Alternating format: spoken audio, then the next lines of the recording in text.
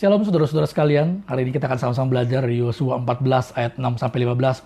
Sebuah kisah tentang seorang yang sangat gagah berani menaklukkan gunung Hebron, yaitu pribadi ini bernama Kaleb. Nah, renungan hari ini berjudul Kaleb Sang Penakluk. Saudara, keberhasilan seseorang tidak lepas dari kualitas hidup yang dimiliki oleh orang tersebut. Kalau kualitasnya baik, cara berpikirnya baik, gaya hidupnya baik, pasti orang tersebut akan mendapatkan hal-hal yang baik pula. Karena apa yang menggerakkan seseorang dalam melakukan sesuatu lahir dari dalam dirinya dia. Kalau yang ada di dalam dirinya dia adalah hal-hal yang positif, maka yang akan keluar dari dirinya dia adalah hal-hal yang positif. Demikian pula kita bisa temukan di dalam diri Kaleb. Nah, mari kita melihat kualitas kepribadian seperti apa yang dimiliki oleh Kaleb. Bukankah dia diutus bersama dengan 10 orang? Ya, ada 12 pengintai, 2 diantaranya adalah Yosua dan Kaleb, dan 10 orang kembali dengan berita yang negatif. Tapi 2 orang, yaitu Yosua dan Kaleb, 2 pemuda ini justru menyampaikan hal-hal yang positif. Kita belajar sama-sama ya. Hal pertama kualitas yang dimiliki oleh Kaleb adalah Kaleb memiliki integritas yang baik. Yosua 14 ayat 7 berkata, "Aku berumur 40 tahun ketika aku disuruh Musa hamba Tuhan itu dari Kades Barnea untuk mengintai negeri itu. Dan aku pulang membawa kabar kepadanya yang sejujur-jujurnya." Nah, saudara-saudara sekalian, kita bisa melihat bagaimana Kaleb pergi bersama-sama dengan 11 orang pengintai lainnya. Ya, 10 orang kembali kepada Musa membawa berita yang menakutkan. 10 orang kembali kepada Musa membawa berita yang mencemaskan, menggentarkan. Ada orang-orang tinggi, ada orang-orang raksasa, perlengkapan perang mereka begitu hebat, begitu luar biasa. Kita seperti belalang, kita bisa musnah, kita bisa dibinasakan. Nah, semua orang datang dengan 10 orang datang dengan ketakutan, tapi Kaleb dan Yosua datang dengan keberanian. Kejujuran adalah kualitas diri yang sangat penting yang perlu dimiliki oleh setiap kita.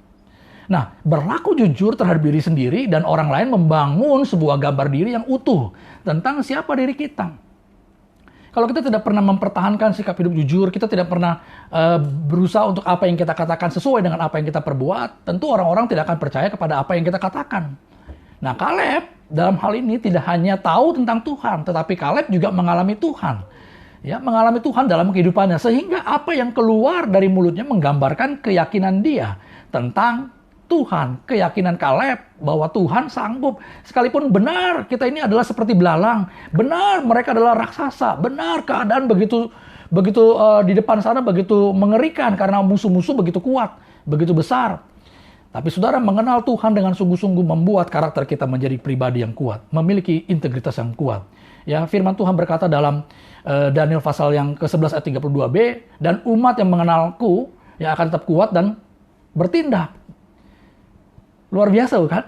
Hal kedua, Bapak Ibu Saudara sekalian, Kaleb memiliki daya tahan yang kuat. Ayatnya di mana? Yosua 14 ayat ke-8. Firman Tuhan berkata, "Sedang saudara-saudaraku yang bersama-sama pergi ke sana, dengan aku membuat tawar hati bangsa itu. Aku tetap mengikuti Tuhan Allahku dengan sepenuh hatiku." Nah, ini ayat yang ke-8.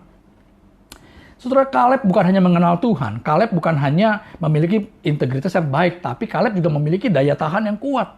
Daya tahan yang kuat.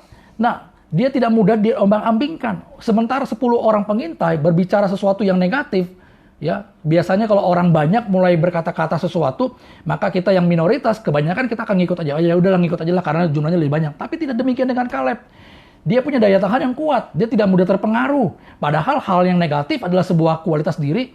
Padahal hal yang negatif adalah sebuah kualitas diri yang bisa membinasakan, Bapak Ibu Saudara sekalian. Tapi Kaleb justru dalam dirinya terbangun sebuah prinsip-prinsip kebenaran yang ia hidupi. Saudara, berapa banyak orang yang mudah sekali mempengaruhi kita dengan omongan-omongannya dia. Mudah sekali membuat kita kecut. Mudah sekali membuat kita gentar. Saudara, kita harus bisa menjadi pribadi-pribadi yang kuat. Memiliki daya tahan yang kuat. Mana yang bisa dilakukan, mana yang tidak bisa dilakukan. Mana yang kita bisa tahu bahwa ini sesuai dengan firman Tuhan, mana yang tidak sesuai dengan firman Tuhan. Kalau ini sesuai dengan firman Tuhan, maka kita lakukan. Kalau ini tidak sesuai dengan firman Tuhan, maka kita abaikan. Kita perlu menyadari bahwa hidup kita ini perlu menyenangkan Tuhan dan mengikuti apa yang menjadi kehendak Tuhan. Kalau kita memilih berjalan dalam kehendak Tuhan, maka pasti yang akan Tuhan berikan adalah kehidupan yang lebih baik, kehidupan yang penuh dengan kemuliaan. Tapi kalau kita memilih jalan di luar daripada kehendak Tuhan, pasti kita akan menemui kesulitan demi kesulitan. Saudara, sekalipun mungkin saat ini banyak orang yang mempengaruhi kita, Media sosial mempengaruhi kita. Ya, berita-berita sangat menakutkan hati kita. Miliki kualitas yang kedua dari Kaleb, yaitu punya daya tahan yang kuat. Daya tahan yang kuat bisa didapatkan dari membaca firman Tuhan, bergaul karib dengan Tuhan, membaca buku-buku rohani, dan itu memampukan kita menjadi pribadi yang kuat. Yang ketiga, Kaleb mampu menjaga kualitas hidupnya. Ayatnya ada di yang ke-11, Bapak Ibu Saudara sekalian, Yosua 14. Dikatakan, pada waktu ini aku masih sama kuat seperti pada waktu aku disuruh Musa. Seperti kekuatanku pada waktu itu, demikianlah kekuatanku sekarang untuk berperang dan untuk keluar masuk. Jadi Kaleb ini mau ngomong sama Yosua bahwa dia sama kuatnya ketika dia waktu masih berumur 40 tahun. Sekarang umurnya berapa? Sekarang umurnya 80 tahun, saudara-saudara sekalian. Tapi Kaleb bilang aku masih sama kuat. Dia menjaga kebugaran dirinya. Dia menjaga kualitas hidupnya dia.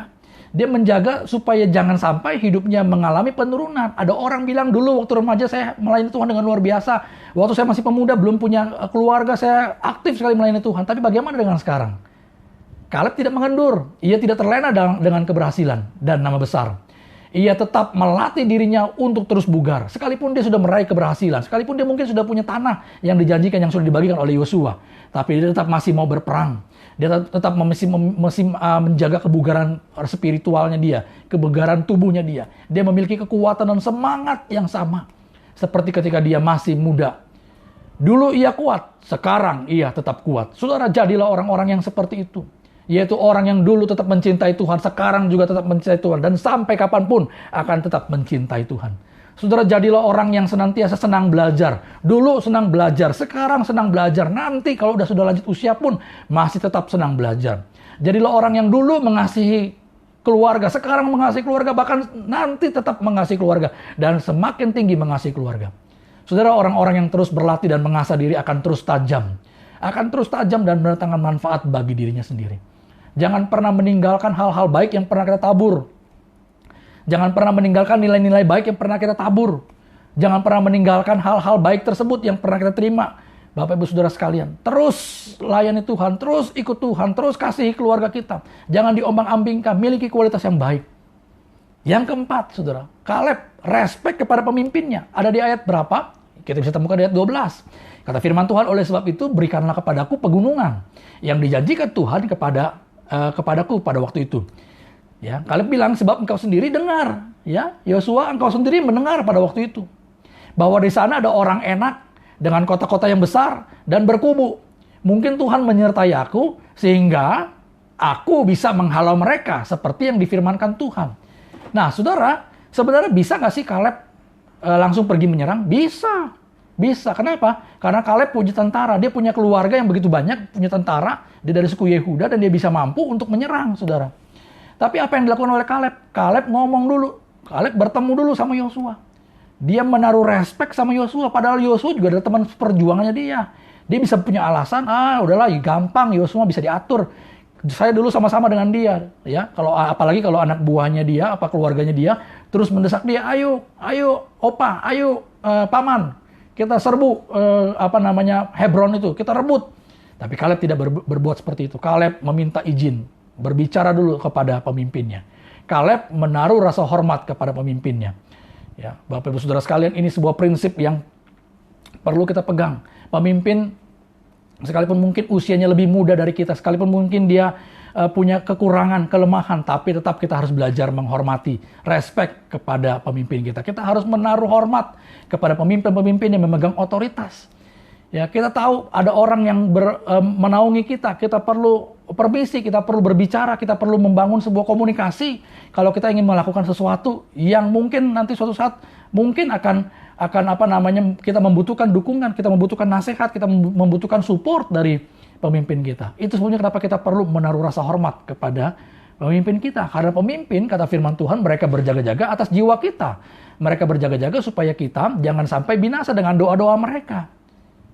Respeklah kepada pemimpin kita. Saudara, yang kelima, kualitas yang terakhir yang dimiliki oleh Kaleb adalah Kaleb memiliki kesungguhan dalam mengiring Tuhan.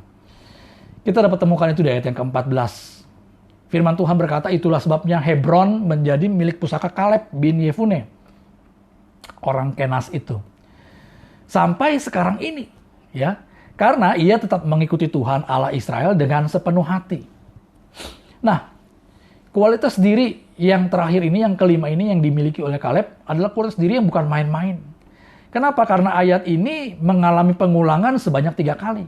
Nah, kalau sebuah ayat sebuah kalimat mengalami pengulangan sebanyak 3 kali, itu artinya ada sesuatu yang harus kita perhatikan. Saudara, mengiring Tuhan dengan segenap hati adalah sebuah kunci utama ketika kita ingin mengalami keberhasilan demi keberhasilan, sama seperti apa yang dialami oleh Kaleb. Mengiring Tuhan dengan segenap hati perlu dimiliki oleh setiap anak-anak Tuhan.